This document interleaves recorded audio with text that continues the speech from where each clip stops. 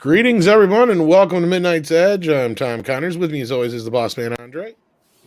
Greetings, everyone. Thanks for joining us for another review of Wandavision. And we are not alone, are we, Tom? No, we are not. Along with us today are our Toxic Femmes, Miss Reina Creole. Hello. Hello. Glad to be here. Hope everyone's doing well. I hope they are as well. And also joining us is Mandy. How you doing? Like what? Hey, y'all. Hope everybody is doing great today's Sunday, right? Sunday. Yeah, Sunday. Hey, I know my days. Tomorrow is Monday. And also with us is Mary. How you doing, Mary? You know, the last 3 times I was here, Tom, you told me there would be cupcakes. And then once again, there are no freaking cupcakes. All right. I'm going to start a revolt. Well, there was cupcakes. Then I licked all the frosting off in revenge for you licking all the Oreo cookie stuff out of the middle of the Oreo cookies. And then I just figured, fuck it, I'm going to eat them all. Yeah, that's great stuff. I'm going to start a revolt. You started it. Uprising incoming. But yes, we are here to talk WandaVision. Yes, and luckily we have people joining us out here in the chat. Feel free to hit that like and help share the stream, because it doesn't appear that YouTube has done a very good promoting it. We have Natasha Cloutier here, our ever-trusted wrench, which we will appreciate. Oh, she has the cupcakes. There's the cupcakes.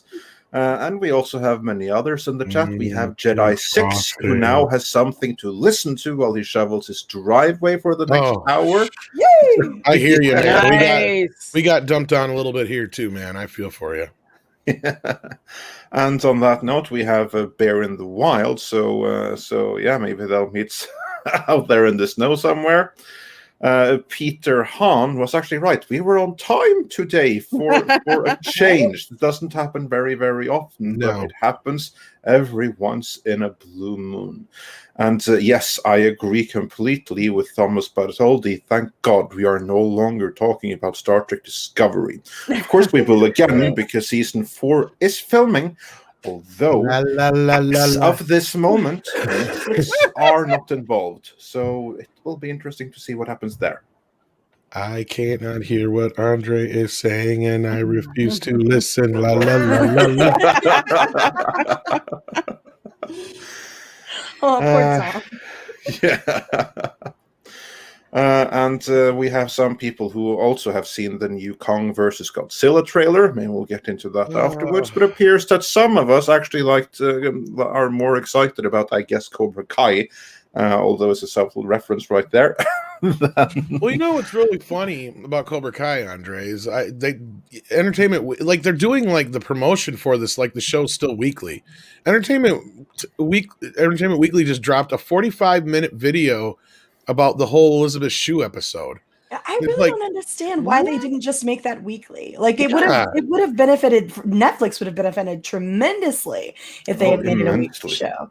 So. Yeah, I don't understand why they did this way, because all the promotion for it is still rolling out. And it's like, man, I want to watch that 45-minute video now, but it's like, I don't know how well it's going to do for them, but considering the show is kind of run its course now. Yeah, it's so bizarre. Maybe they'll listen and take a hint and do it weekly next season. So one could hope. Well, I feel like you do, like, obviously it doesn't apply to all shows. Like I feel like WandaVision should have been dropped all in one big go, but Cobra Kai would have benefited from being a weekly kind of thing, right? And you could have the chatter around it, much like Mandalorian, right? Like you have the Mandalorian chatter from week to week, and it feeds the machine. I feel like that would have been a good plan, but. Because Cobra Kai had so many episodes. That's the difference. WandaVision only has like about, I think, 6. Well, Cobra Kai has like 10 episodes, I think. Yeah. And WandaVision, I think, has 9 total. Oh, they have 9. Okay. Yeah. Okay. So it's not that, but the WandaVision stuff, like I like WandaVision. I don't want to like dog on WandaVision here, but a lot of the at least a lot of episode 1, 2, and 3 is sort of build up to where I think we're supposed to be going with this, and I could have done to have gotten that out of the way. So, yeah. Banana. Yeah. Well, that's probably a good place for us to start, actually. Since we didn't get you ladies on here last week, let's get your quick takes on what happened last week for you guys and how you felt about the show till this week, and then we'll start talking about this episode. How's that sound, Andre? That sounds like a great plan. And before we begin with that, we have Rob with us, the Reverend Hare Krishna. How's it going, Rob? Oh, very good. Hare Krishna to you too. There's only one. There was only one time I've actually seen Hare Krishnas, and that was in Stockholm. Really? Yeah, actually, yeah, we have a few of the Hare Krishnas around here. We actually do. We don't have much in the way of how do I say this politically without using the word cult? We don't have many of the devout extra. We don't have many devout factions of the various religions, but that one is actually one that we have like some of, and they're not many, but they're very visible. Luckily, they're also very peaceful and don't really bother anyone. So yeah, good for them. I mean, they were out there with the tambourines and everything. It was like, yeah, they are absolutely. I was like, no way. I've seen them all the time when I used to live in LA. You go to LAX. This is before they put the security protocols in, but I was like, wow, I'm seeing real live Hare Krishnas. It's not just on the movie Airplane. For some reason, whenever anybody brings it up, whenever I think about it, besides the Beatles or like when Karate Kid, when he's like Hare Krishna, when he's doing with the things, is I always think of Dawn of the Dead, because there's that one walking around in there. I'm probably the only one who's ever seen that. On the there was a Woody Allen line where he was from Hannah and Her Sisters, where he's actually exploring different fates, and he goes to a Hare Krishna and he says to himself, "Who are you kidding? You're not going to be a Krishna. You're not going to shave your head and dance around in airports." You know. So I mean, it's all right. That's so anyway, though, you'll never see them at the airport here. You'll see them like in parks and stuff. And yeah, pretty I have to get this out of the way right away. Come on, Mary, give me a beer here, huh? All right. Let's go. I'd be like, get one yourself, and while you're at it, get one for me too. Right? Since you're up. Yeah. Before we begin, let us address the super chats and stickers that we've gotten so far, just to get caught up early. Roger Haynes, he sent us a super sticker, so thanks so much for that. And BK0271 says, "Hi all, my heart is saddened of the passing of Mira Furlan of Babylon 5 the other day. This will be the 5th person of the main cast that has passed." And yes, of course, our thoughts go out to Mira Furlan and her loved ones who are left behind. Mm-hmm. She was relatively young. She was, in her early 60s, I think. Well, that's what I'm wondering. Is there some kind of strange connection? Like, that's odd. Wow. I again, I haven't done any research on it, so I don't. No, I don't know. Other than rest in peace, and she will be missed. And she was great in everything she did, from her movies in the former Republic of Yugoslavia, where she started out, to Babylon 5 and everything in between and since. I just think it's odd because, like, for instance, I wonder if it's something that was environmental on the set. Because Michael J. Fox said that, like, a couple of the kids that he worked with on a kids show in Canada all got Parkinson's along with him. Isn't that? It's kind of the weird, like, it makes you wonder if it's something environmental. Yeah. Well, this took a dark turn. Very it just makes me wonder. Sorry about that, but yeah, she will be missed. Very. Well, we'll get back to the fun stuff. We got a super chat here with Wile E. Coyote, Mitch Thibault, if I'm saying that right. And what did he send us, Andre? Give me 1 second, and I shall find out. I do believe it's Mitch Thibault, since Thibault? It should be there you French, go. Thibault. French pronunciation. Why didn't you correct me, Lorena? I did. You didn't hear me. Oh, I didn't hear you. I'm sorry. You got drowned out, evidently. No, it's a little alien-like thingy that's lying down and working out. Oh. So Are yeah, you trying to tell Aliens- me I'm fat? I was gonna say the aliens working out. You'd think they would have their energies focused more on taking the planet over. I wish we Alright. could get new overlords. Fine. I ate too many be cupcakes. careful with what you wish for, but I'm going to leave it at that. And Hui also says for £5, thank you so much, matey. Love all your guy stuff. Keep it up, guys and girls. You're killing it at the Mo. Well, thank you. I really appreciate that. And it looks like we got an answer here. E. Mark P sends in $2, says Furlan died from West Nile, completely random. Well, there you go. That's the answer to that. Wow. Looks like they're just one of those bad luck kind of things. Huh? Yeah. With the media nowadays, I'm surprised they didn't try to twist it to something else, But anyway, let's not get there. Seriously. Yeah. First of all, let's get everybody's impression on the first 2 episodes of WandaVision. Let's start with you, Mandy. What did you think of the first 2 episodes that we got last week? I thought they were good. I went into it with Marvel thinking superheroes. It wasn't what I expected. I loved the 50 aspect. I loved the black and white. I liked the commercials. I thought it was fun, confusing because I have no freaking clue what they're doing and where they're going with it. But I liked it. I thought it was pretty good. I liked the music. It had a good soundtrack. I was into it. All right. Yeah. Well, that was quick and to the point. I still don't know what the crap is going on. I'm like, I have no idea what they're doing with this show. So far, though, it's good. It's entertaining. I don't think you're alone here. Let's see what Lorena thought of those first 2 episodes. I thought they were good. Again, I love nostalgia TV. So seeing like the 50s, 60s show, callbacks to I Love Lucy, Bewitched. I loved all of that. I like the attention to detail, everything down to the type of fashions that people were wearing. Mm-hmm. And I like the idea of the A plot being the sitcom of the week for WandaVision that you're seeing, but the B plot are these little Easter eggs that they drop in there. Like you see the commercials, for the Stark toaster, you see the commercial for the Strucker watch, you see little Easter eggs kind of scattered around, short glimpses of reality intruding, which makes you wonder what's really going on. And I love mysteries, so my hope is this build up from 1 and 2 starts to turn in episode 3, where we start seeing more of what the B plot is, to give us a hint as to what really is going on. Because right now we just kind of see there's something up, but we don't quite know what it is yet. Mm-hmm. Yeah. All right, Mary.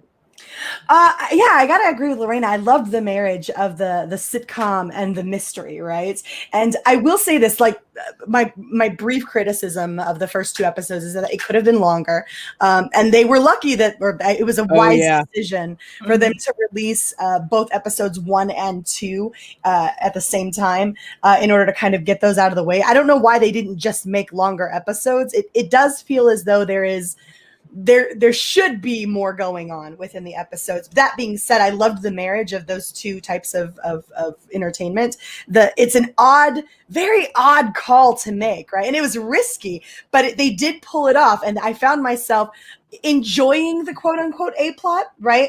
But anticipating that B plot taking precedence, right? Like I really want to see what they're going to be doing down the line with the bleep. As much as I do think I have an idea of where this is heading, ultimately they have shown us like, okay, so this is Wanda kind of, like you said, the intrusion of reality on her reality that she has selected, right? Mm-hmm. And so I'm waiting for that to break through, but they did a good job of making me anticipate that, right? Like allowing me to be immersed in the fact that this isn't real, right? It is incredibly interesting the way that they went about showing us Wanda's selection of reality, right? It's important to note that this is what she's choosing, right? Mm-hmm. Wanda chose this type of reality to live in, mm-hmm.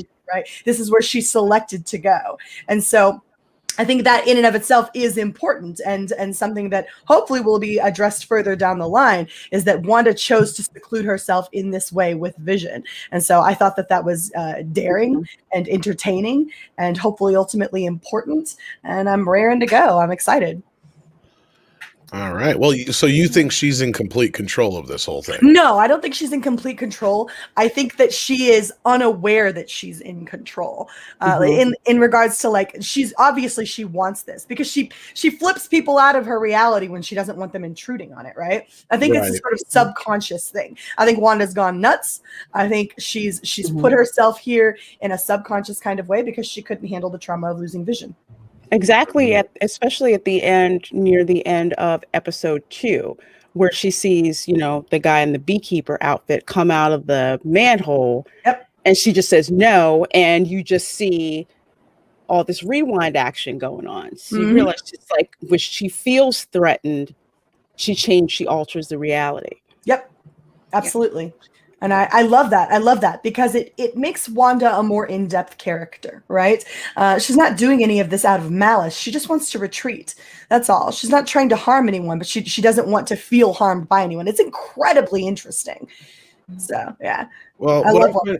Yeah, what I find interesting here is that last week it was pretty much all us guys talking about it, and we all enjoyed the first 2 episodes for the most part. I think on a varying level of a scale, like Andre enjoyed it probably the most. No, I was there last week. Oh yeah, you were there last week. That's right, Lorena. We've done so many streams this week. I don't remember which one we've been on.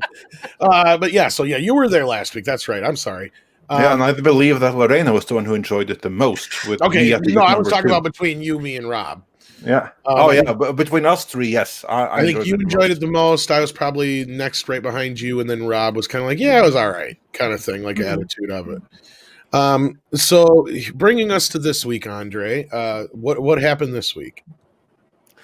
Well, what did happen? Well, we moved into the 70s. That's the first thing. So we are now in color vision. So that's something.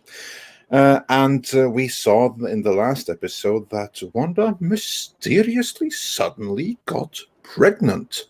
And that pregnancy, it appears to happen at an equally sudden and mysterious rate, as in that shift from the 50s to the 60s and 70s, where I guess we are right now.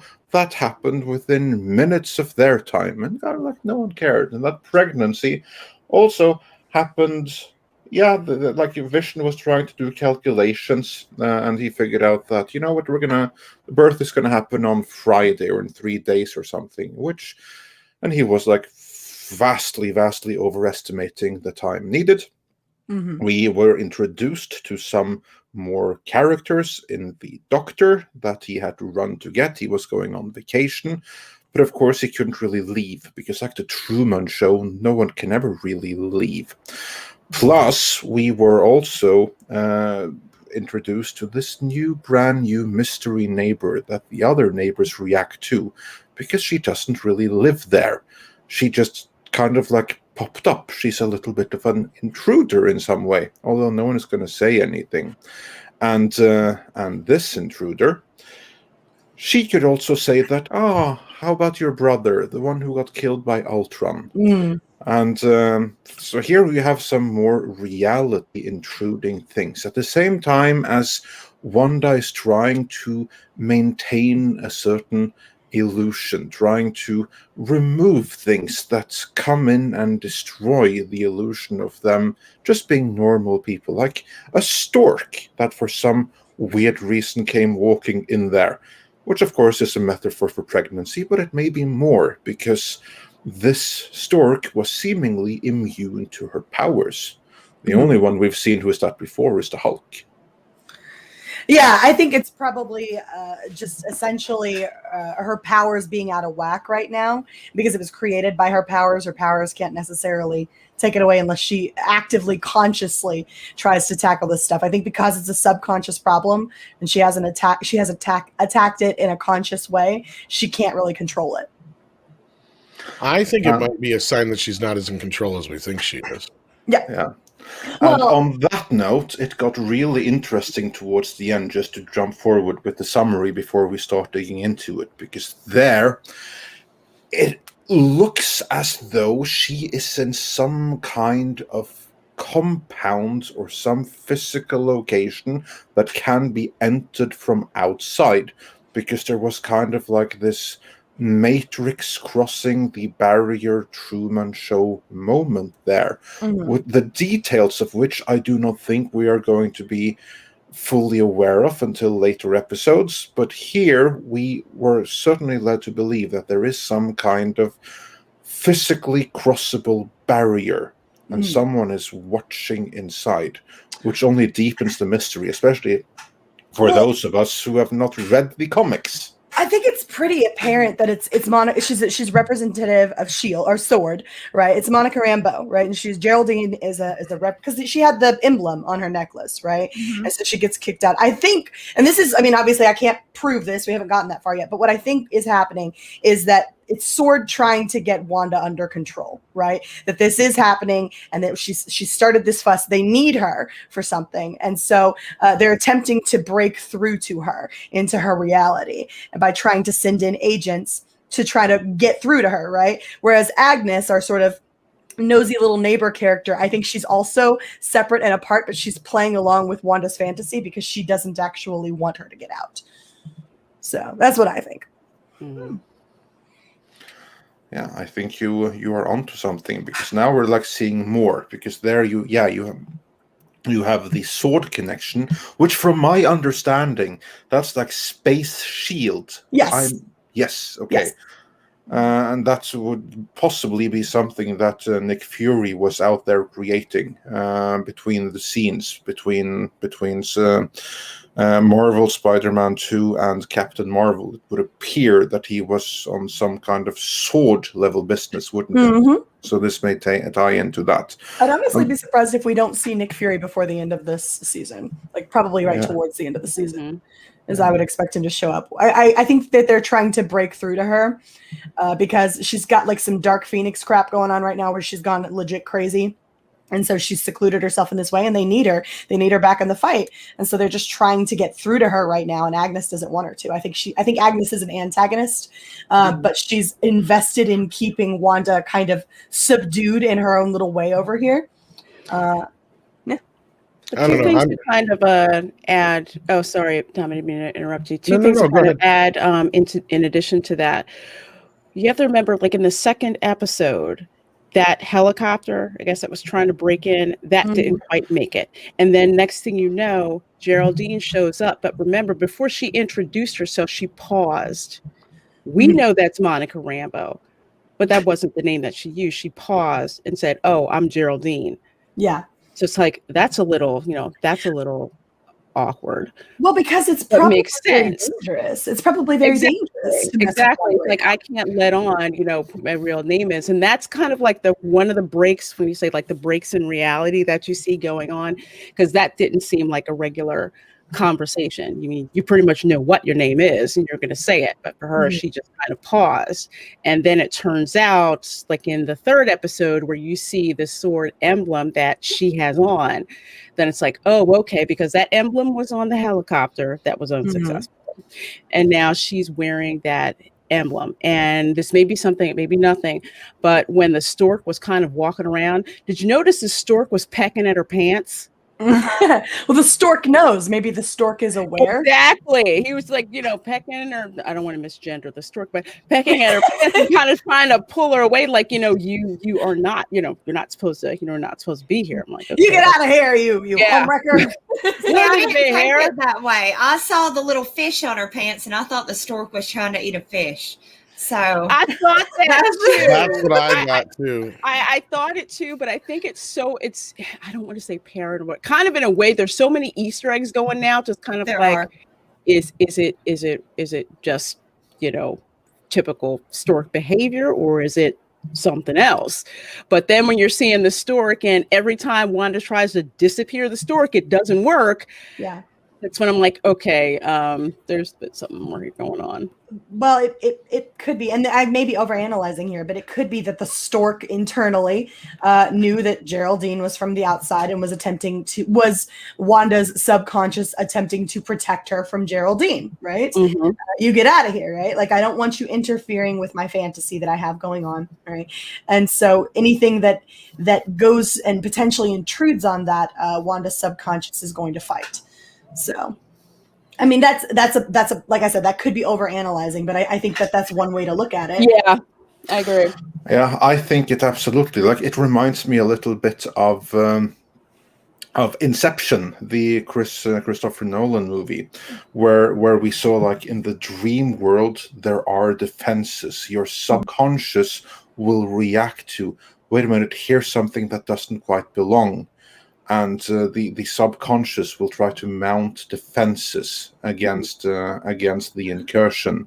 And I think that's kind of what we're seeing right here. Only thing that I'm not so sure about is that they're trying to get her out because they need her. I think that S.W.O.R.D. is trying to get her stop whatever Akira level business she's doing, destroying the real world. That's what my thought. Well, that's what I mean, is that it could have any measure of impact on the real world, that they need her, whether it's that they need her to fight something or they need her to stop because she's causing havoc. It could be any number of things, but I think S.W.O.R.D. is trying to break through to her for the benefit of mankind, in whatever form that may be, right? Yeah. Because they're the good guys, right? S.W.O.R.D. is the good guys, and I really think that Agnes is a bad guy. I think it's going to be Wanda. I think Wanda is going to end up the villain. It's funny you mentioned that, Mandy, because I was getting that vibe to a point here too in this episode, and that's why I didn't like it as much. Yeah, I think she is actually gonna, because I didn't read a lot of those comics. It just wasn't what I was into. But I do know that at a certain point, she does lose her mind in the comics. She does turn into the villain of the comic. So I'm guessing that's where they're going to go with it. And like, maybe she's holding all of these people hostage in this fake reality that she created because she's crazy. And I mean, that's what I think they're going to do with it. I think it would be a cool twist. That's the vibe I was getting, Mandy. And that's why I didn't care for this episode as much. Because before I felt like she was somewhat of a prisoner of her own design, but not like she didn't realize what she was doing or somebody else was setting this up for her. Yeah. But now the more that it feels like she's in control, and that's kind of why I asked you that, Mary, is that's what you really think? Because if that's the case, I'm kind of I don't think she's doing this consciously. And if they do cast her in the light of a villain, I would hope that it would be in a way that portrays her as an unintentional villain, right? That this is all a result of her attempt to break from reality and in order to save her. Because like we saw it in the trailer, where Agnes walks up to Vision and she's like, "You're dead," right? Mm-hmm. And so we know none of this is real. We know that none of this is actually going down, right? So the question right now is the impact that Wanda is actually having on the world around her. I don't believe Wanda is malicious, and I don't think even unintentionally would she still deliberately allow people around her to be harmed. Just Wanda's not that type of person, right? But I do think that it is possible that you could cast her as an unintentional villain, and it's why they're trying to break through to her to get her to realize what she's potentially causing. And just to add on to that, add on to that, something that I was paying attention to a little bit. You guys can tell me if I'm wrong on this. Near the end, when Vision comes back and he's just like, "Well, where's Geraldine?" You notice there's a shift in Wanda's behavior, her expression. Yeah. It's no longer sitcom-ish. It seems very reality-like. And she's like, no, she had to go. And you watch her hands move. And is it just me, or did the aspect ratio start to change from what you were watching? It changed. Okay. It went from 4:3 to like 16:9. Yeah. Exactly. Totally changed. Exactly. Absolutely. Yeah. And that's when I was just kind of like, okay, there's something really nefarious going on here. Moving out of the sitcom world and into the Marvel Cinematic Universe world. Exactly. That's what it was. Yeah. See, I got the impression that it was her convincing herself in that moment that she was decidedly putting herself back into the alternate reality, right? That was where she chose to be. And so it's kind of like convincing yourself of the lie, right? Well, that was the impression I got. I think that's sorry, carry on, Tom. Well, I was just going to ask Rob if he knew much about Mephisto or the whole deal that people are talking about in the chat. Well, Mephisto is essentially Satan. I'd kind of gotten, I kind of heard a little bit of what Yellow Flash's take was on Friday, and I was going to try and talk to him a little bit more about it, but I hadn't got a chance to yet. And he's busy today, otherwise we'd have him on here. But there was I know there, I read a. Because I know nothing about it, so like I'm just starting to hear some of this stuff, and something about the twins not being real and that actually driving her nuts or something like that. I'm not 100% sure, but the only times I read any storylines of Mephisto, I read there was a Silver Surfer graphic novel, which was the last graphic novel that Stan Lee ever wrote for Marvel, which is absolutely fantastic. I urge people to go out there and track it down. And then there was a plot from Secret Wars with the Beyonder, and the fate of the universe was hanging in the balance, and Mephisto was supposed to choose a champion, and he said, who shall I choose? Thor, the Silver Surfer? And Beyonder says, your champion will be Spider-Man. Spider-Man! He's just like, yeah, and he goes, because the idea was that he's more representative of humanity than anyone. Gotcha. So I mean, but I don't think anything with Mephisto. If anything, I keep saying this reminds me of either Life on Mars or The Prisoner. I've been trying to catch up on The Prisoner, and like I said, it's actually it's an interesting concept. The guys, somebody's supposed to be acclimated to this world, but they're refusing to be acclimated to it. And Life on Mars, like I said, bits and pieces of. Am I the only person here on the panel who's seen Life on Mars? The original BBC? No, I've seen it. I know of it. Yeah. Okay. Great series. Yeah. Bits. If you haven't seen it, I highly recommend it. Bits and pieces of reality intrude upon Sam's world when he's in a coma. He'll get a phone. The phone will ring. He'll pick it up. Sam, we're trying to bring you out. We're going to be trying. Your heart rate may go up and down. You may notice something, but you have to trust us, And there'll be like he'll walk past a billboard with something revealing about his real world existence, And so that's what's reminding me of. And I keep saying Wanda's retreated. This world that they've created for her, she's retreated into this safe sitcom-y world. Mm-hmm.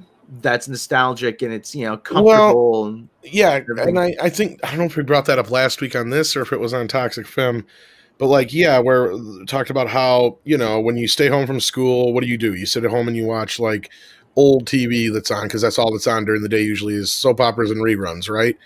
So they talked about how that was a comfort zone for her, possibly, like using the old television shows. Yeah. Screen Rant did a theory on that Mephisto may actually be there, that he might be like the Dottie chick or whatever, because she was talking about how the devil's in the details.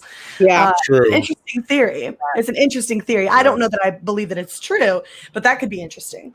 I heard another even better theory. The neighbor who goes on about like her dumpy husband who's so useless and Agnes. ugly and all of that. Agnes.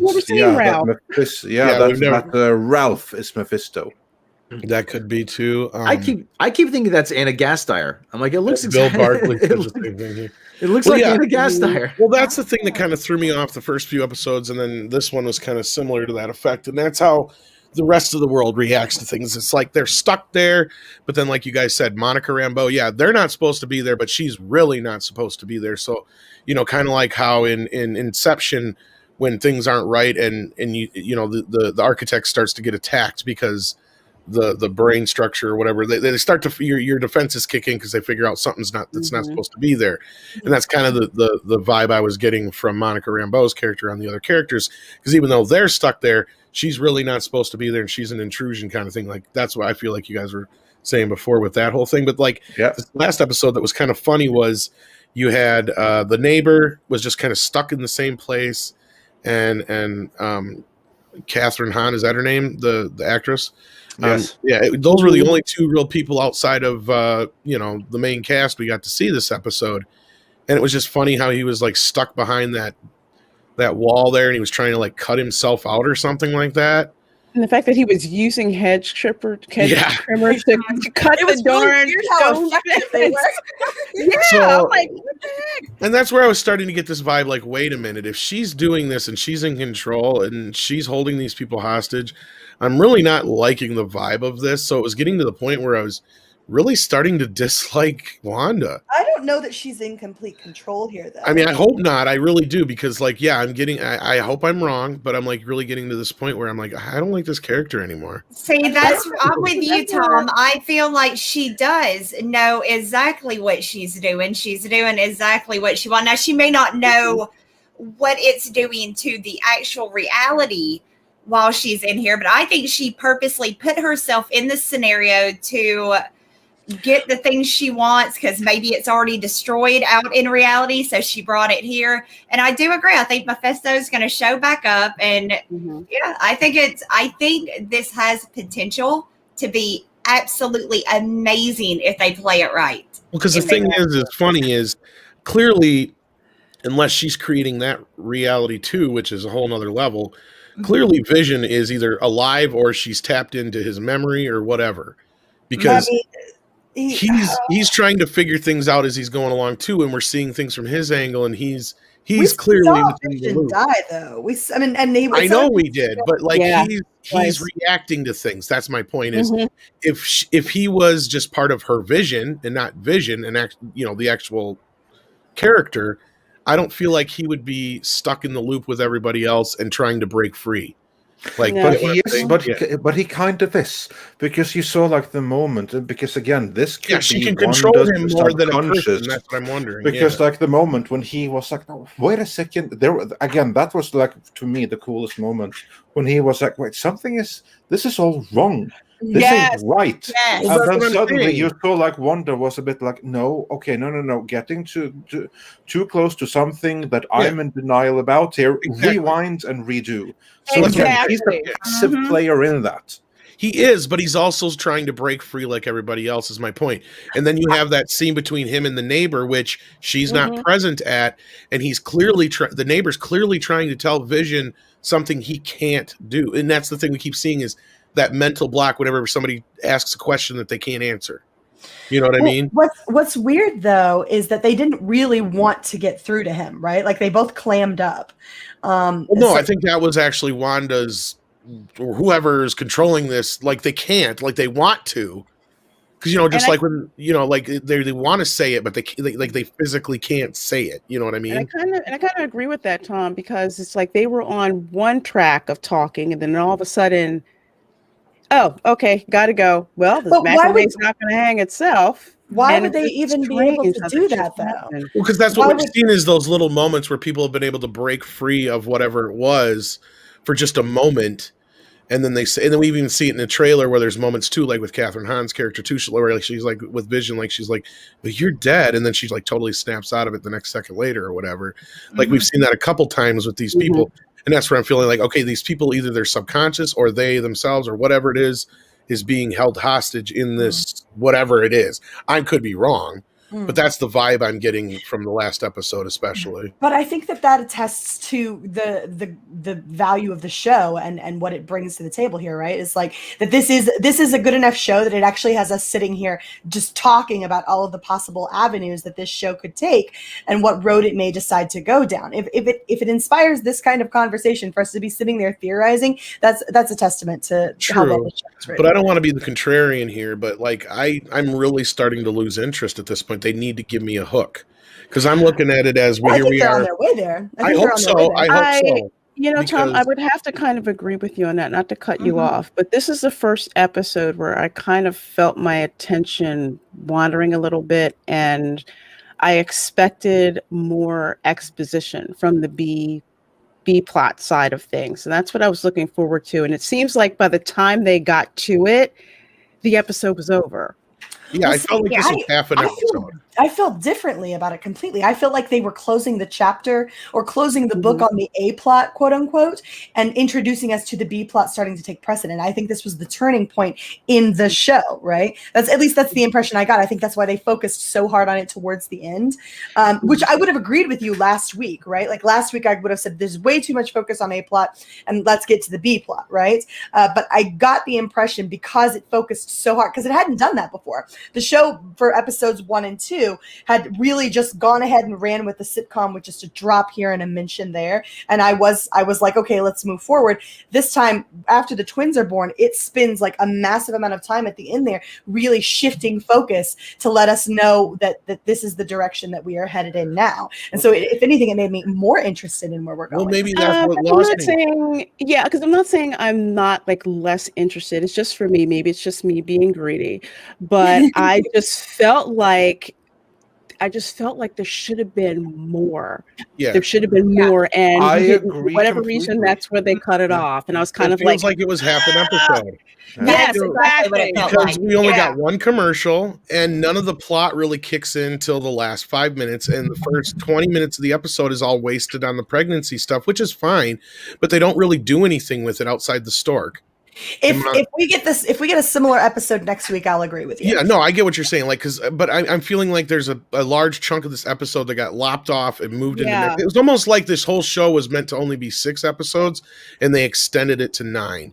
And I say this because I give every movie and TV show, I give a TV show like usually 3 episodes before I check out, and a movie I'll give it 15-20 minutes depending on the length. I'll give it about a quarter. Okay, I give it the quarter test. And right now we're a quarter of the way into this story almost.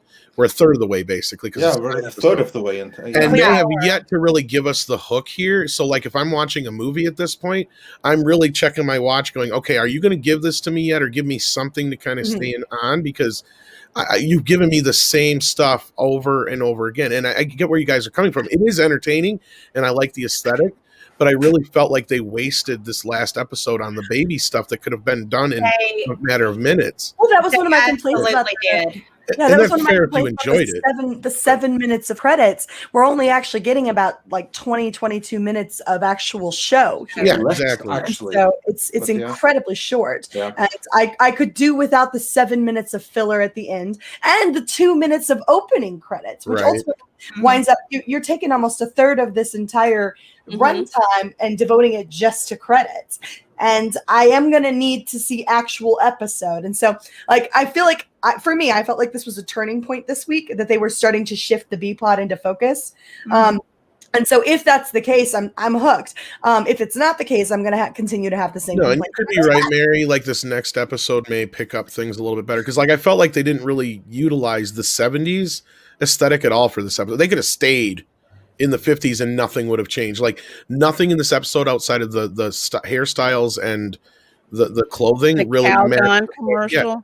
Yeah, like all that. Otherwise, there was nothing in this episode that made me think like, yeah, this should have been in the 70s. And not only that, they were kind of lazy with it compared to the 50s and 60s because in that they at least made it look like, you know, it was done on tube television, that you got the black and white business, and you know, there was things and aesthetics that played into it that were straight out of like Lucy and Dick Van Dyke shows. Right. Like this episode just felt like, okay, we're in this place, but we're not doing anything with it. Like Tom, yeah, go ahead. No. Yeah, no, I just want to say, Tom, can you bring up that last super chat on screen again?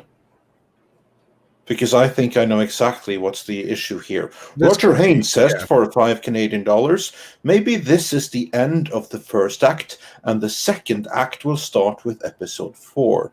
And that Roger, I think you are entirely right. Exactly. Specifically because of the ending, where you saw that now the aspect ratio shifted at the same time as we went Wanda's realm, which appears to be inside of some kind of compound or bubble or something like that, and into actual reality where people are watching whatever is being broadcast. So I think that, now we're getting into the main story. As for your complaints, Tom, you are completely right, as Lorena also says, and I know exactly what they've done wrong, and that's in how they've structured it. Like we mentioned that, like for instance, that the episodes, they are really short, and they're even shorter when you take away the end credits. I remember I said last week, after the first episode, I sat through those 7 minutes of end credits, waiting first for a mid-credit scene and then an end credit scene, and nothing came. And I was like, what the hell was this? I did the same thing. Yeah. I was so expecting there to be something in the credits, but nothing. No. It's just a and that's the other thing. They don't give us a next time on or nothing like that. So this is one of those times. And that's all good and well. But here is what I think that they have done wrong.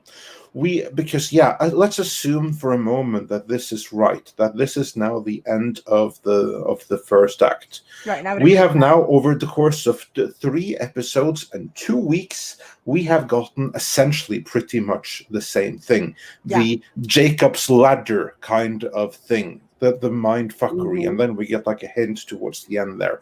I think that they did a bad call in releasing these 3 episodes as 3 short episodes. What I think they should have done was edit these 3 episodes into 2 45 or 50 minutes episodes and release those 2 on the same day, so that we get the hook right away. Then we get all of the Jacob's Ladder done with at the same time, and then we see now, and then the audience is hooked for when the real story kicks off in Act 2 in the week following. Instead, what they've done wrong here is that they kept the Jacob's Ladder going for 1 week too many without anything revolutionary new happening. Exactly. That's on them. And this is what I'm talking about here. Robert Anderson said, if this was the end of the first act, then it's not very well structured. The nature of what is the nature of the conflict? Who are the actual antagonists and protagonists? That's what the first 2 episodes gave us. They introduced us to the world. They introduced us to all the characters. Yeah. And Robert, you could be right on the fact, but that's just what I'm thinking is we were introduced to the antagonist, and the antagonist is Wanda. That's what I'm afraid of. Well, I think it is important. I'm sorry, Rob. Go ahead. That's all right. Now, at the same time, though, if you release too much, if you release these in 45-minute blocks, you're gonna burn the audience out. I think this is all time I said they should have just dumped it all at once. Sorry, Rob. Go ahead. No, but that's okay. But you're gonna, I mean, because the pacing, it's not a very fast-paced show to begin with. If you release this in a 45-minute block, you're gonna lose the audience by the end of the first episode. I disagree. No, listen, people don't have very, very long attention spans to begin with. And to ask them, and let's face it, there's not a lot that happens. Yeah, okay, the average sitcom in the US is 22 minutes. This is running 28, 30 minutes. Yeah, honestly, that doesn't matter. This is Disney I think Plus, it does. And it's the return of the MCU. They dropped 2 episodes on one day. If they had dropped 2 45-minute episodes that told the same story as these 3 episodes that were 20 minutes each, I honestly think that they would have been better off. That fewer people would feel like Tom is feeling right now. I think that, you could get away with that 45 minutes, because here's like the thing that when you release something on Disney Plus or whatever streaming, you can have each episode be exactly as long as they like. This is actually something that Fredrik Malmberg, the owner of Conan the Barbarian, told us in our interview with them. That for the Netflix Conan series, what was so good was that if one episode needed 55 minutes, it could get 55 minutes. Again, if another filler only needed 20 minutes, it would get 20 minutes. And if they needed 2 hours for one episode, it would get 2 hours. And this is something that I don't think that Disney has taken sufficiently advantage of, because I really think that these 3 episodes should have been 2 45 minutes. But the thing is, they're mimicking the traditional sitcom format. I get what Rob's saying there, but that's the thing. Maybe Corleone Rogue is right here, because I didn't know about this. If this is true, I didn't see this anywhere because I didn't really keep up with WandaVision because I just didn't have any interest in it until I saw the trailer. But Corleone Rogue, claims that it was originally supposed to be 6 one-hour episodes, aka probably 45-minute episodes, and they changed the format for some reason. I agree with that. That makes sense, absolutely. Yeah. And that's what I'm seeing here. A mistake. Because that's what I said. This felt like half an episode, and that first bit, the first 2 episodes were all meant to be one episode. Mm-hmm. Well, and I think it's because they probably leaned, like Rob said, I think it's because they leaned into the sitcom segment, tried to right? cut Because them they're down, 22 minutes long when you take out the credits, right? That's Pretty how long close, yeah. And so I think they probably leaned in that too hard, and they married themselves to that concept a little too much, rather than considering the attention span of their audience. And like, I get it. They got 3 extra episodes out of it too by cutting it up. Right, and that probably felt like a win for them. But meanwhile, you have fans who are sitting there kind of twiddling their thumbs going, okay, you've established it. We're good. And I get the need to firmly establish this reality that Wanda's created. It did need to be very firmly established, but you've established it for 3 episodes now, and we move on. Blue Satoshi, actually, I understand where you're coming from. However, you have to take into account that we are now a culture that wants to binge everything. And drip feeding these over the course of 8 to 10 weeks is not the format people are used to anymore. They want to be plopped down on the couch, and they want instant gratification. They want the whole thing all at once. Yeah. And I disagree with this a little bit because they had the aesthetic as far as the sets and the camera angles, but they did nothing with the picture. It looks like digital. Even the glitch where she rewinds was like a digital glitch, and shows at this time were shot on film. They were either shot on 16 or 35 millimeter for the most part. Like, you see like that graininess. When, exactly. You get the grain, you get a lot of the scratching and all that kind of stuff. Otherwise, they were switching over to video, which is another thing. The neighbors over the hedge, the neighbor with the hedge clippers or whatever, his background was CG. That wasn't a real set. I think they were trying to make it look like like one of the fake backgrounds on like the Brady Bunch set, but it didn't look right. Yeah, you're right. CG. Yeah.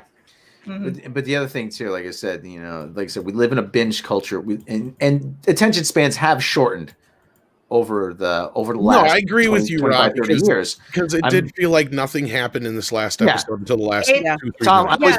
I always point to what does Homer say when he's staring at the microwave? Come on, hurry up! Right, it wasn't horrible, but it wasn't great. It was just kind of dull. But I agree. I've seen people in the chat speaking on the fact that, at a certain point in the comic, she actually, trades her, makes a deal with Mephisto to have these babies so Vision can come back. So I do agree. I think the first act is over. I think in the next episode, I think we're going to get Mephisto is going to show up. I think there's going to be a big deal with the babies, and I think it's going to really pick up. But I do think they may have ran off quite a few watchers on dragging this out, because we want superheroes, we want action, we want fight, we want more than what it's given right now. You gave us 2 and we liked it, but by the 3rd episode, I want to see something happening. I want to see some action. I want something. Give me or we something. need a clearly defined antagonist. And I hope Mary's right. Yeah, I hope Mary's right that this is just, we're just leading into something better. This is supposed to lead into the multiverse, though. That's the thing. And this is, and the whole thing is, but the only thing, Mandy, I'm afraid we're going to get Roseanne next. Oh gosh. Yeah. Well, we got the 80s first, I think, which is Family Ties. But I'm complete. Yeah, we got Family Ties. Yeah. My interest in that, though, is like, or at this point, I think they're going to let it just be the aesthetic moving forward and focus more on that like I said, that B plot. Like, I'm completely comfortable with them continuing the aesthetic of this particular generation for this particular segment, but I need them to focus in on the B plot. I need to figure out what the heck's going on. That's what I think that their problem so far, because I think that the comment here that it was 6 1-hour episodes was 100% dead on.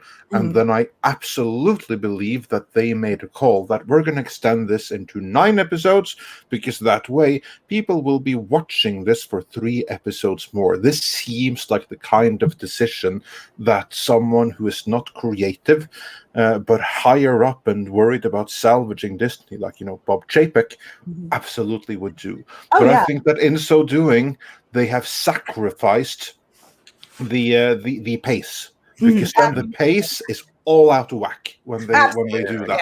I was having a conversation on my Discord last night with one of my friends over there, and they were like, "I'm gonna wait, right? Like I keep hearing that it's good, but I don't want to pay for 2 months worth of Disney Plus to watch the show." And that's exactly what they're banking on, is that they can drag you out for a few extra weeks, get an extra 3 weeks worth of Disney Plus out of you. That's a month's payment right there, right? Yeah. And I get it. It's good business planning in terms of like if you have the content that functions correctly for it, but this wasn't made to be that way, and you can tell that in the way that it was executed. And I gotta address this. I know you wouldn't see scratches now when they do digital scans of 35 millimeter because they actually clean them up. But if you were alive and you watched TV at that time, what was it, Rob? Oh yeah. Scratch pops everywhere, man. Because scratch pops, burn marks occasionally. Everything, yes. You got to see all that lovely shit. Because nowadays with digital, you can clean it all up. But yes, you're right. 35 millimeter does have more resolution than technically digital does. Well, 8K, it's arguable. But anyway. they would take the best copy and they would transfer it to 2-inch videotape. Actually. Yeah, I was just going to say, and then in syndication, those transfers would then get retransferred again. So that's where you usually get the scratchy. Well, that's where you get all the color fade and stuff like that. Yeah. Slightly, but. Yeah, I see what they were trying to do is make it look like that, and they did, but it still looked modern. It didn't look like old, like it used to with the bad film and all of that. It looked like they were trying to make it look like that, but they didn't go all out to do it. Which I'm only bitching about is because they did such a great job with the first 2 episodes. That's the only reason I'm upset about it, because they did a great job of giving such a good job. That kind of fuzzy look of the old classic black and white shows that were pretty much done on the different kind of film stock with the 16 millimeter and the old cameras and stuff and how it looked. And they didn't add the scratches then, which they should have technically, but I get it. But since you're just going color here, you needed to add something else to the aesthetic, because otherwise I just feel like I'm watching something that's remastered. So, it looked like the new, like it's not new now, but like when I was a kid, they did that Brady Bunch movie, and that's what the set reminded me of with the 90s Brady Bunch movie. I get what you're saying. It's too clean. Too clean. Too sanitized. It's too pristine looking. But it doesn't have that grit of 70s TV. Yeah, exactly. Yes. And again, I don't hate the show. I'm enjoying it so far. But anyhow, like that's just kind of minor bullshit, just stuff I'm griping about. But anyhow, let's move on to some super chats, Andre, because I know we got. Yes, we have a few right here. Comic book steals and deals. I won't be able to bring all of these up on screen, by the way, so you just have to listen carefully. Comic book steals and deals says, I love Wanda, but enjoy the spoiler shows much more. Oh, thank you. That's kudos to the panel for that. And I give a compliment. Daryl Brewer says for $5, thank you so much. Do you guys and gals think this will be Marvel and Disney's way of bringing in the X-Men? I think they'll touch on it with it. I think this is a toe into the water. I don't think it'll like flesh it out with this, obviously, but I do think it'll stick a toe into the water with this. I agree with Mary. I think they're testing the water a little bit right now, trying to see if I think they will at some point. Yeah, I agree. It's just, trying to bring out a little bit of a connection with the X-Men, probably not a deep dive, just enough to make that connection with them. Yeah. Which is probably a good idea at this point, because they've still got a long way to go before they can actually put anything out there with that. You'll hear there's a guy. He lives on Gray Malkin Lane, though. What's his name? Professor something or other? Yeah, right? The minute they drop that Easter egg, everybody's going to lose their minds. Right? Mm-hmm. Everyone that's still watching, unless the pacing has turned them off completely. They've already said that there's the Fantastic Four in development. Don't be surprised if you hear, go see this guy in the downtown, the Baxter Building. What's his name? The guy with the gray hair, around the temples. Wife disappears. Yeah, go see him.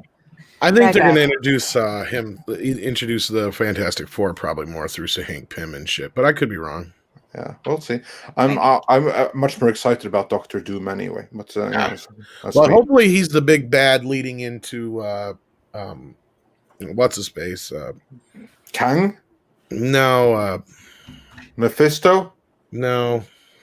Nightmare? The fart cloud from Fantastic Galactus, yeah.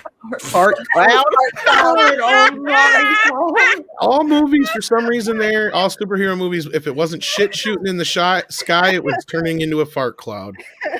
Do you think I'm kidding? Watch them. They all are. Hulk. That I just wasn't expecting you to describe it like that. No, I can't get that out of my head now. No, I'm gonna say that and think now every time I say it, I say, "Oh, look, it's a fart cloud." Green Lantern. Ruined everything for Mandy. Right? Well, I was so into the Hulk, and then all of a sudden, his dad turns into a big fucking fart cloud. I'm like, what the fuck is this? How is Hulk gonna fight a fart cloud? Nobody can send the chibi, the little chibi dog that has the little hearts floating up behind it because then Tom is like, "Oh, it's farting hearts at you." Why is everything like it's farting hearts? Maybe I can also relate one story from the behind the scenes of the Fantastic Four. All iterations of it. One of the things that they always struggled with the Thing is how to refrain from making him look like the Golgathan poop demon. Because from Dogma, yeah. Wow. Which I'm sorry, I still say is one of the most inventive bad guys ever. The Golgothan shit demon. Come on. But really, they struggle with that. They went through like 30 different iterations before, like, yeah, okay, fine. Now, finally, he looks like Rock in all lights and all shades and everything. Because that was a genuine problem they had. Getting back on track. Yeah, Aunt Rand says that Doom is said to be in Black Panther 2. He has a fart cloud. Go back and watch that movie again. Oh man! Oh god! Oh well, in Ninja Turtles, we get both shit shooting in the sky and a fart cloud from it. Now all I can see in my mind is that shit demon. I love that movie. I'm sorry. You know what's sad is that the script for Dogma is even better than the movie was. What? Really? Yeah. Really? Yeah. Huh. There's like 40 some minutes of deleted scenes and storylines and stuff because they didn't have any money to do it. So yeah. That's sad. At least we got the shit demon though, right? Yeah. I'm surprised they didn't make him cut that out. But anyway, going on with super chats, Andre. Yes. Moving on from there. Silver Nova says for $5 thank you so much. I spoke to a younger person I know the other day about WandaVision having similarities to the Dick Van Dyke show. He thought I was swearing. Wow. This is the world we live in today. It's a day in our society. Wow. I can see where Silver is coming from. Yeah, I can too. That's what's so funny. Exactly. And moving on from there, Oilers Workshop sent us $20. So thank you so much. That gives us a light for a few more days. And he says, for the best legitimate comic book based breakdown of what all of the Easter eggs are, go and watch Very Gary Comics live streams from the last 2 Saturdays. 4 respected YouTubers break down all of it direct from the comics. Seriously great. So in case you didn't get that, that's Very Gary Comics live streams. So and we don't. Yeah, we try to say up front, like, we're not real familiar with the comics. Like last week, I flat out said I was not even aware of Vision that much or Wanda really until the comics or until the movies, until outside of if they had any kind of appearances in cartoons, maybe. Same here. And I don't deny that. Rob has a little bit deeper knowledge. Andre too for the most part. But like, yeah, I mean, I just again, I'm enjoying the show so far, and I did try to get some people in here who have a little bit more comic knowledge this week, but no, if they do a great job, check them out. Yeah.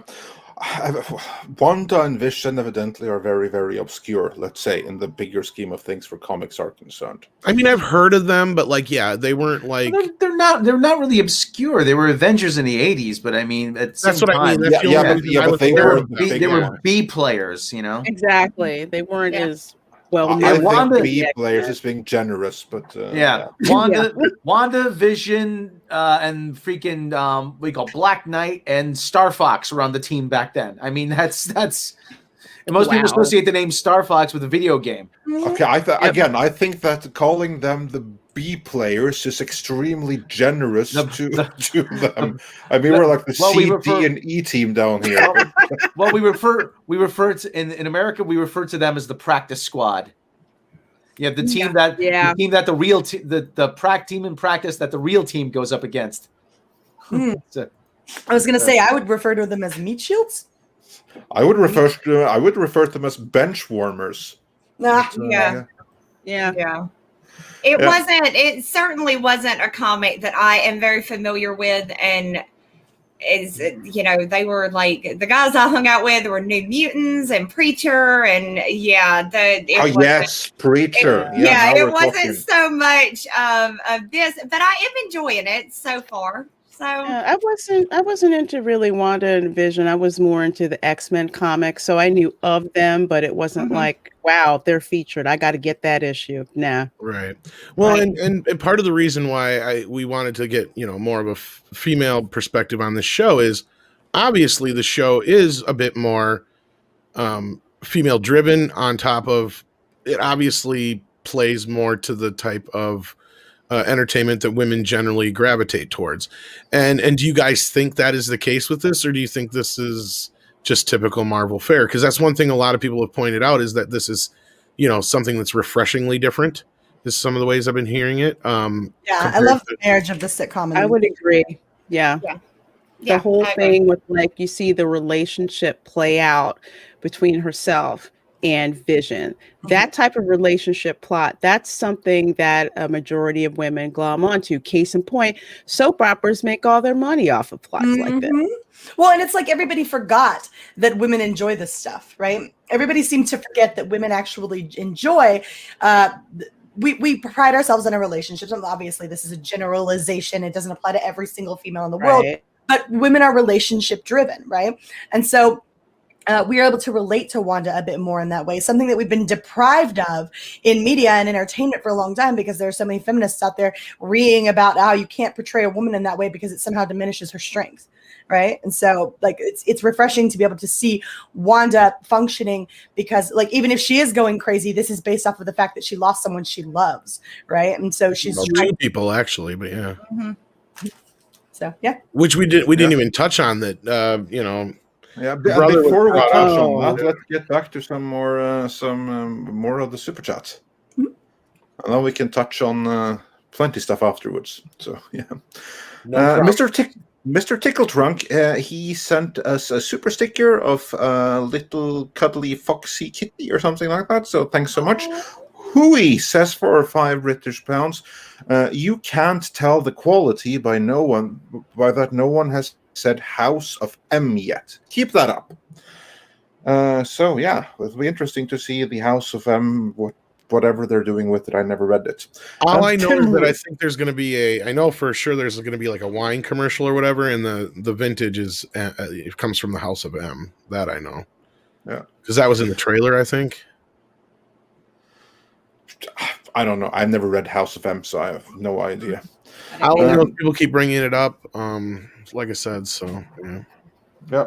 And Tim Riggs says for $20, thank you so much. And he says, can't stay for the stream, even though I could listen to Mandy talk about movies and TV shows all day long. but saw y'all were live, and I wanted to drop some money in the tip jar. Keep it up, y'all. Well, thank you so much. Really appreciate it. And just a reminder, all these lovely ladies do have their own channels, and our lovely Wrench has been sharing the channel to their channels links in the chat, all like right here. Natasha just shared Mandy. There you go. Natasha. I can't be the only person who just got completely cracked up by Andre saying y'all, right? Kind of reminded me of Hans Gruber saying, "What is that you said? Yippee-ki-yay." Well, y'all know I can't do accents. Tell you what. Grew up watching too much TV. That was fun. So yeah. And Freak with the Basket. Roy Rogers myself. Yeah. And Freak Sorry. with the Basketball, it says, for your information, Bruce Campbell was in Congo.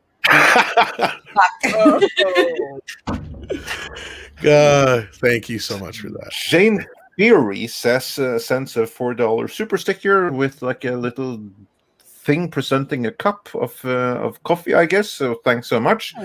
Thanks, and BK0271 has 2 super chats back to back. First one, he's for $5 Canadian says, Wanda is grieving and created this alternate dimension bubble, but doesn't realize what harm it is causing outside the bubble. She is not a villain. Yeah, I agree. Kind of look like so. that.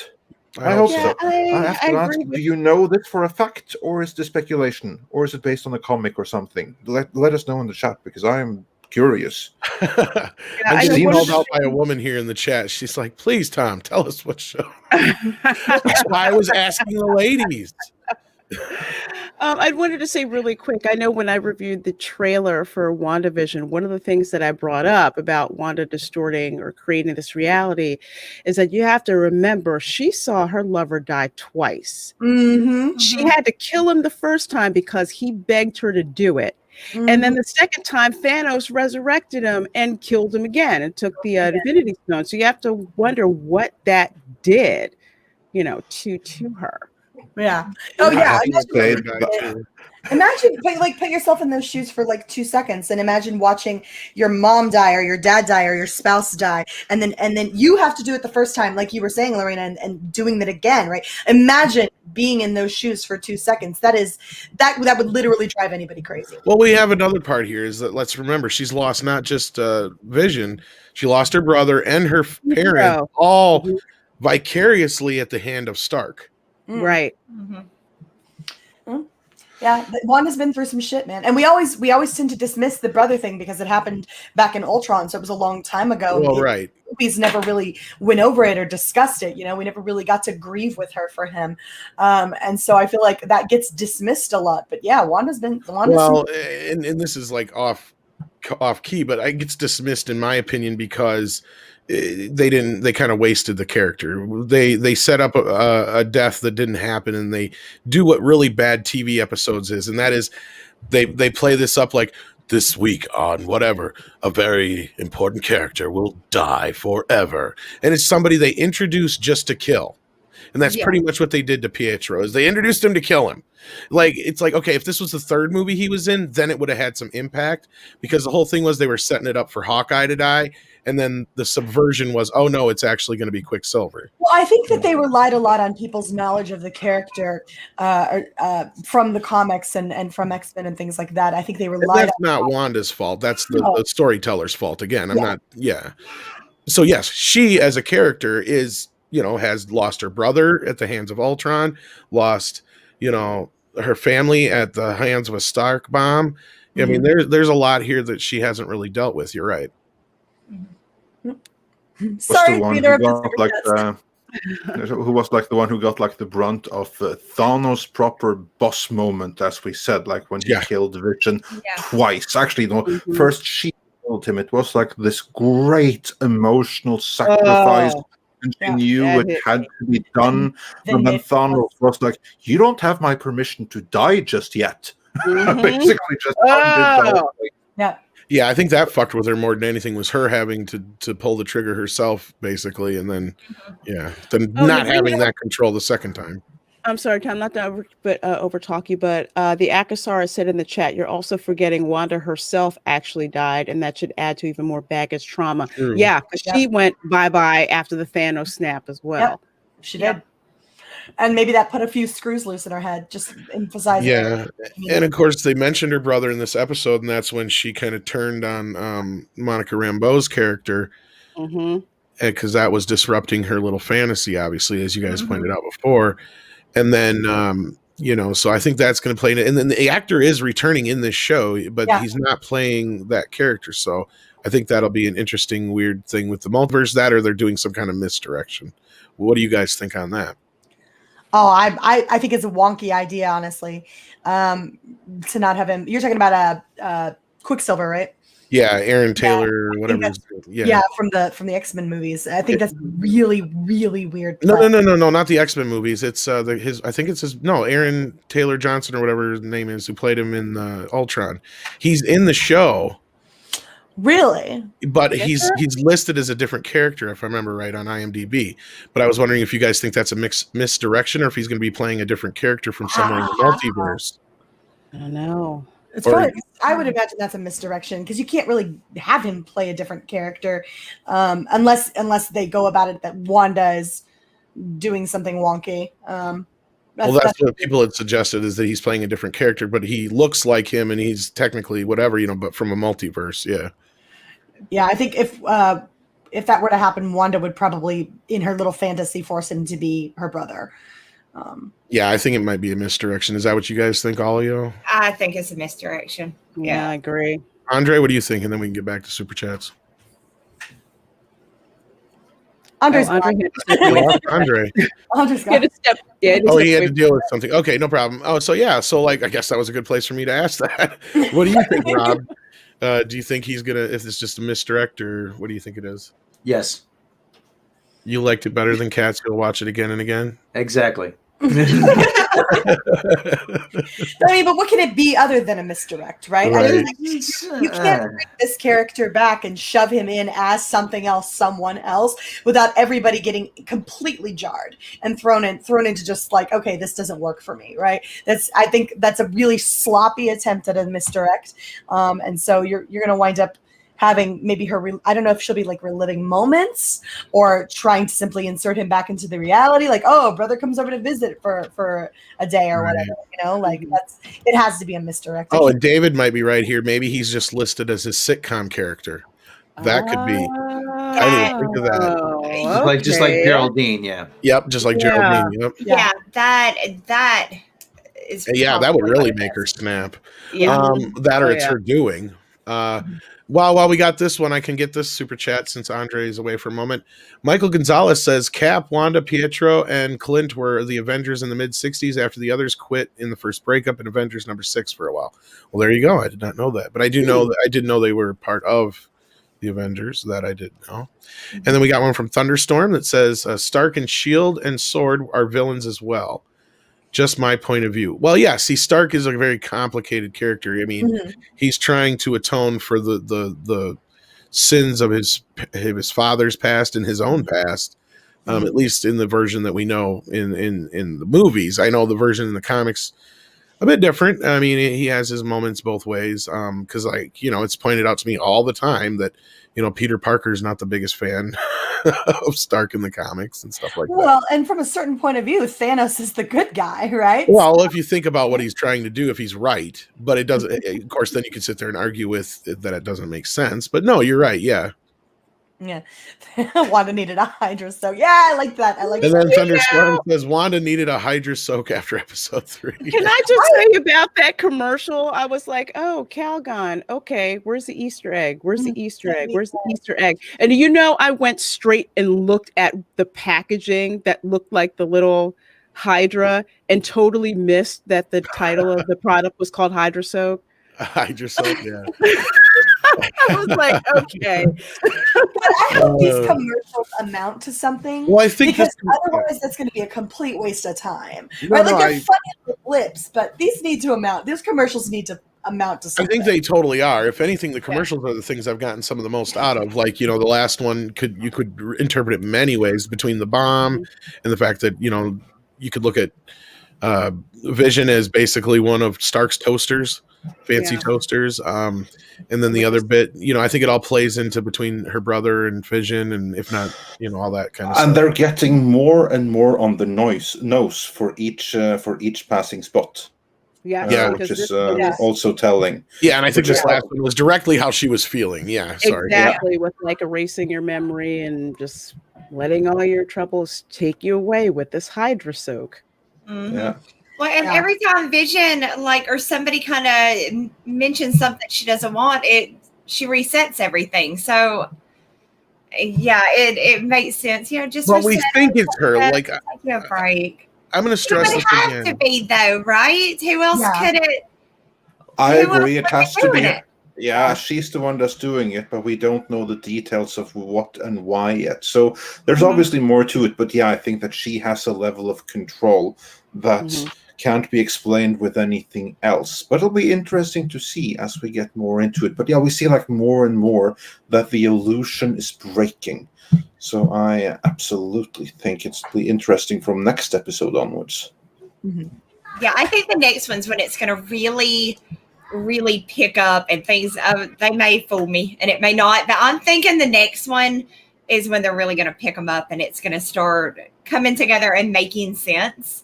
I hope where they're going. Needs to. Yeah, Jason brought this up too, and I kind of thought that too. The Hydra soak, is that brainwashing? I agree. Yeah. Exactly. Yeah. Just forget everything and lay back. Yeah, that's what I got from it too. I was thinking, and that's where I was starting to wonder if she's really in control as we think she is. Mm-hmm. So I think she is. I think she is very much in control. I think she's crazy. Yeah. I think she's crazy. I think she's lost it. But I think she is in control of this world she has created for herself. Yeah, indeed. Let's do a couple of more super chats. We were at BK0271, and his second one for another $5 Canadian was Andre. You said you're going to watch The Last Starfighter, but have you seen The Adventures of Buckaroo Banzai? Who all has seen Buckaroo Banzai? So, ladies, I have not. I've heard of it. I guess the tagline, wherever you go, there you are. But I've never seen the movie. Yeah. As for me, I have it but I haven't seen it yet. It's on my list to do, along with some other classics that I still haven't seen yet, alongside The Last Starfighter. I have not seen it since I was a kid, but I do have the recent Shout Factory Blu-ray. But I've got to kick Andre in the butt for never seeing Starfighter. We got to make you watch that, and we actually have to do, even if it's on Mead. We got it because Starfighter all the time on Mead, at least once a week or better, Rob, right? Oh, Last Starfighter? Oh, yeah. All the time. That sounds like a fantastic watch party. And that is the one movie I wouldn't mind seeing them pick up and actually rebooting it, because there's so much in that universe that's left unexplored. Basically, yeah. Whether it's a whether it's a revival or a reboot, I'd be on board. I think we both agree on that. Yeah. And moving on from there, Blue Satoshi said that the average sitcom's episode 22-minute runtime was because the networks gradually shoved in more and more ads over the years. It's not a matter of attention span, which I believe an Oilers Workshop says 100% Marvel is losing the non-hardcore comic readers and regular fans are getting left behind. Watching everyone's streams, this seems to be the case. And yeah, I think that they really screwed the series by changing it from 1 hour episodes to half-hour episodes. Mm-hmm. Really did a number on the pacing. I think they did it just to stretch it out. I really do. And I'm curious, absolutely. That's why they would do it. And it would have been a corporate call. If they're going to actually give us any ratings on this or not, because I mean, Netflix has been reporting their ratings now. Nielsen has actually been reporting them. We're getting an idea of, certain things like that. I'm curious if Disney's going to start, because they've been claiming Mandalorian is, this huge thing. Let's see some numbers. And I'm curious how this weighs up against that. And Mr. Another asks, Tom, do you think Wandavision will end in a fart cloud? Yes. It will, sadly. And on that note, Hillis Mallory says, "Thanks, Tom. The thought of a fart cloud. Now I can't finish my ice cream." You can tell a few people here who have never been listening to Mead, because this is I brought that up a few times about the fart cloud. And this one I think you dealt with already, Michael Deach. What's up with the Hydra references in the ads? Actual Hydra name and logo and the dial in the wristwatch ad. I think it's involved in some way. The real world is intruding upon her dream world. Mm-hmm. I think it's simply a matter of her being traumatized because Hydra were the ones that triggered her powers to begin with, and it wasn't in a pleasant way. Oh no! They basically tortured them into it. Yeah, I think that's probably a pretty good take, actually. Yeah, and here's a good one for discussion. Matt G says for $5, if they move into the 2000s era, is it gonna be our real life or MCU's real life? If they live in a 2008 sitcom fantasy, did Iron Man happen? What did you think about that with all of this reality bending? That's a good question.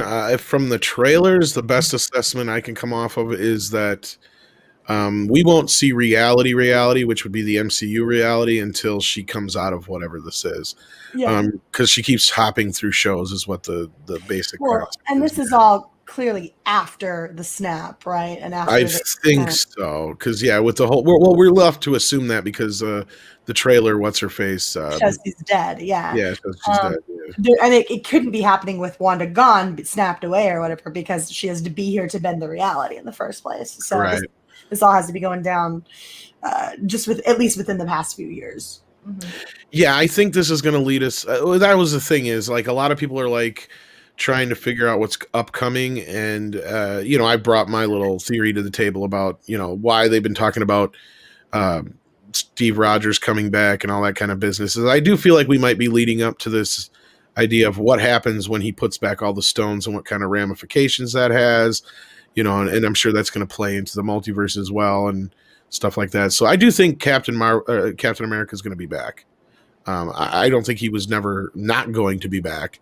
I just don't. I think that people just assumed, but I could be wrong on that as well.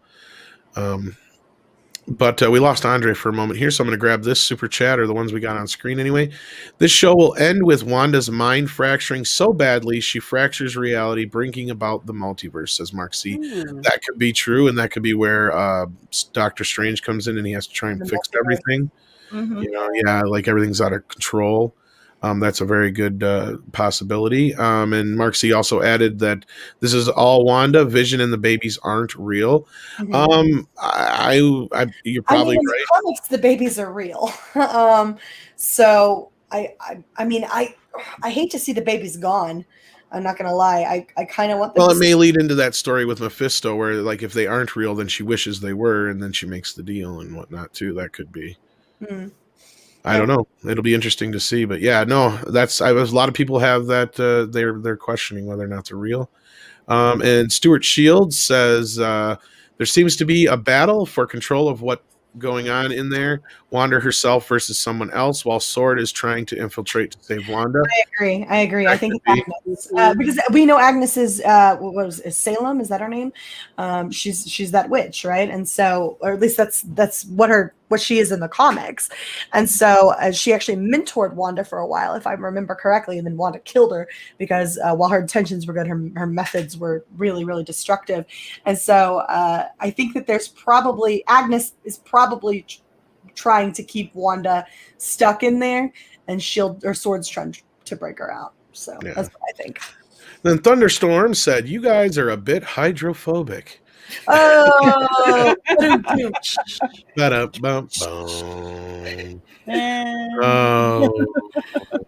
Are you back yet, Andre? No. Okay, because I can't get to any more super chats, unfortunately, and I know we're going to be running out of time. Oh, yes, we can. Okay, well, Well, we've caught up with some of the super chats on the back end, but we still got to catch up in between here, and then we're going to start losing people here soon because Lorena's got to leave shortly. Yeah, but we can finish up soon. Michael Gonzalez says for $5, Cap, Wanda, Pietro, and Clint were the Avengers in the mid-60s after the others quit in the first breakup in Avengers 6 for a while. Okay, I got that one. So maybe we are caught up then. And then you have the two from Thunderstorm. I believe so. Yeah, what were they? Real quick. Stark and S.H.I.E.L.D. and S.W.O.R.D. are villains as well, just my point of view. And Wanda needed a Hydra soak after episode 3. Yeah, then we're caught up. Yeah, unless there's any of the super chats you wanted to address then yourself, Andre, I think we can probably start to wrap things up. Yes, indeed. So if you caught on everything else that came in between, then perfect. Yeah, I think so. Everybody, quick, let us know in the chat if we missed one of your super chats. But I believe I caught up on the other end. So because I just as they popped up while you were gone, I was just grabbing them. Yeah, excellent. All right. Yeah. Any final thoughts on this episode and excitement for the next one?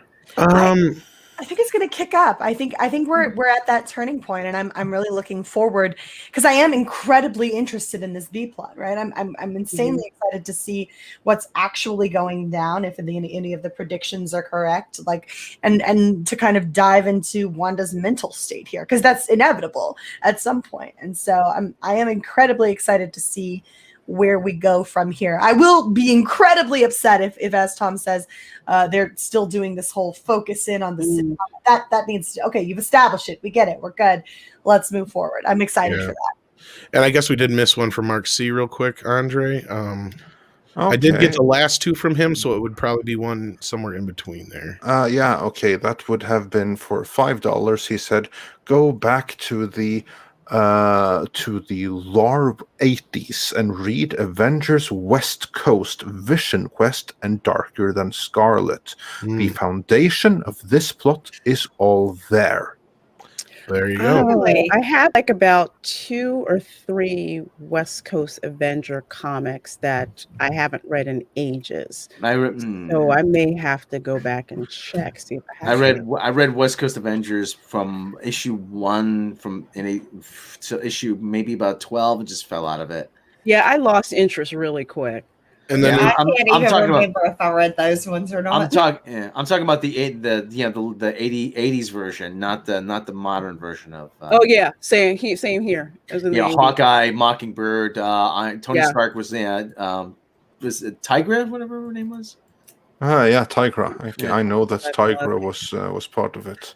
And then was there a couple other super chats around there? Max Relax says we missed one. I cannot see that we have received anything from Max Relax. So just put it on screen. But I cannot see that we have received anything from Max Relax.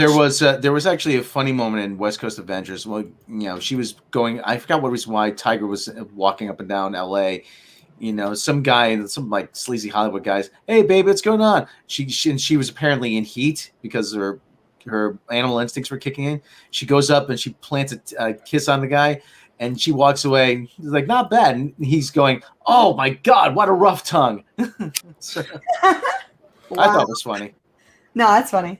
All right. What was the next one after that, just to be sure for my own sanity?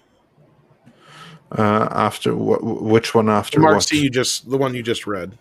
After that one was Thunderstorm, who said you guys are a bit hydrophobic, and before that was also Thunderstorm, who said Wanda needed a Hydra soak after episode 3. Then we're good. They were the ones surrounding Mark C. I just wanted to be sure for my own peace of mind. And Mark C says again with a super chat, thank you so much. This was the late 80s, John Byron. That sounds about. Yeah, sounds about what I have. So let me. I can't wait to go check my stash after this. This has been fun. Until next time, I think we should wrap this up.